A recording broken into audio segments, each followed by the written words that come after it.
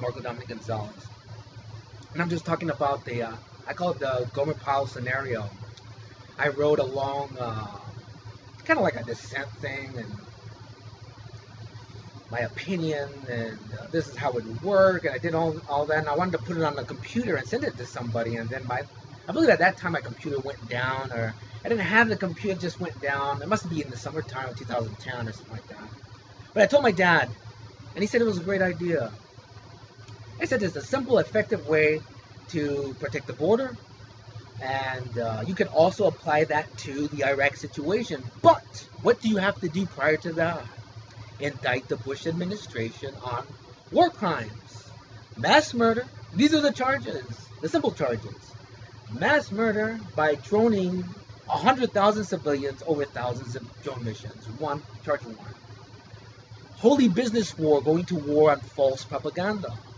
Charge two. Charge three would be torturing human beings in an inhumane way, and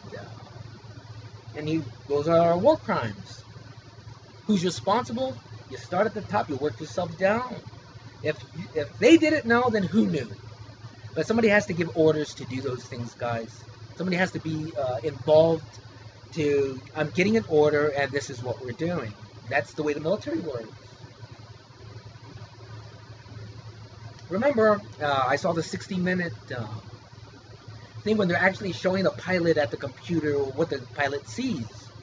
And you can see big body and little body, man. You know that a child is next to their mother or their father.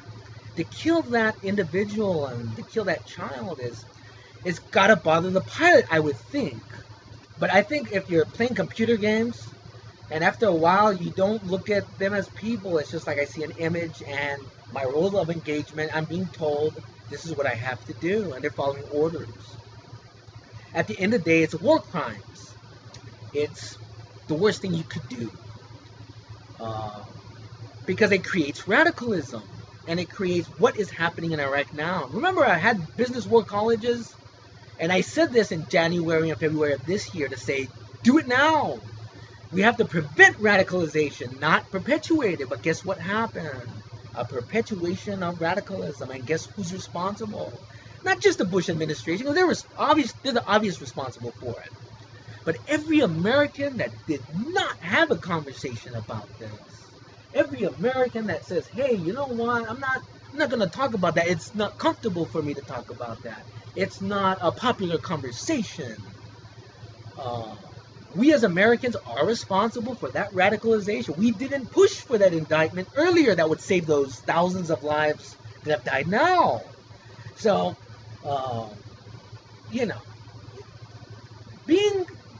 folks, have the conversation, but push for the indictment. And they can say, well, it's not me, Dominic, it's him. Good.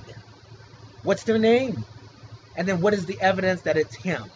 And then that person will say, no, he told me to do that. Okay, who's he? But at the end of the day, folks, you have 100,000 civilians mass murdered. It's a war crime. That perpetuates so much radicalism that kills people. That could be a charge for perpetuating radicalism, in that to create mass murder, to perpetuate radicalism in order to go to another business war. It could be another charge, fourth charge, because it takes a very little common sense to know, Dominic, if you kill their wives and their kids, they're gonna become radical. It doesn't take a smart person to understand that. And then if they become radical, Dominic, it's like create the aggressor, Dominic, make them more aggressive, make them have a reprobate mind. Then we can go to another holy war, business war, Dominic, because the Christians and the Muslims wanted this in the 80s.